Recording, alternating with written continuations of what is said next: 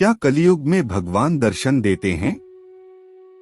यदि हाँ, तो कैसे शास्त्र ईश्वर के सच्चे दर्शन का मार्ग बताते हैं कि कलियुग में भगवान को पाने का उपाय क्या है?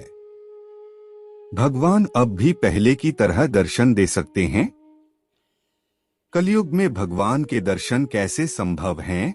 इस सवाल का जवाब सीधे तौर पर हाँ या ना में नहीं है, लेकिन इस सवाल का जवाब जानने के लिए आपको प्राचीन शास्त्रों की मदद लेनी होगी। गीता में भगवान कृष्ण ने कहा है कि जब भी पृथ्वी पर पाप का बोझ बढ़ता है तो मैं अवतार लेता हूँ। अब आप कहेंगे कि अगर यह अवतार की बात है तो ईश्वर के दर्शन कैसे संभव हैं?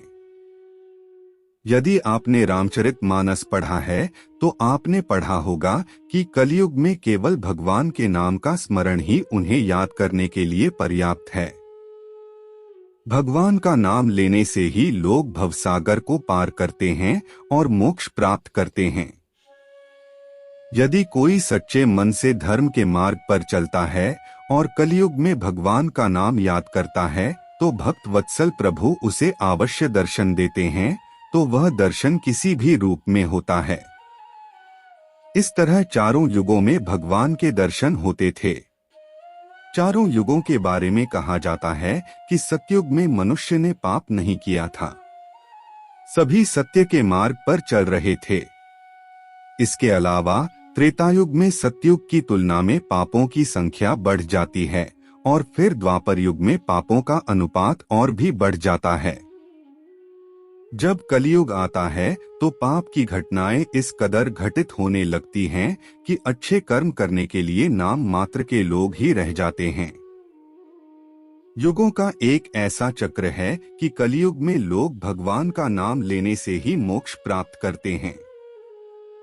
वनों में जाकर तपस्या करने के स्थान पर घर में बैठकर नाम स्मरण करने से भी ईश्वर के दर्शन हो सकते हैं। अन्य तीन युगों में जब मनुष्य को घोर तपस्या करनी होती तो वह जाकर भगवान के दर्शन करता। सभी युगों में प्रभु प्राप्ति के अलग अलग क्रिया है। सत्ययुग में भगवान की प्राप्ति ध्यान से आसानी से होती थी।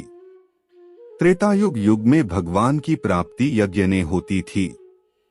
द्वापर युग में भगवान की प्राप्ति पूजा अर्चना से होती थी और कलयुग में केवल नाम सिमरण से होती है।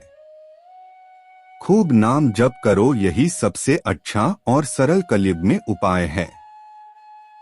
किसी भी वक्त किसी भी कार्य के साथ नाम जप करो, यही कलयुग की अच्छी बात है। हरे कृष्ण, राधे राधे।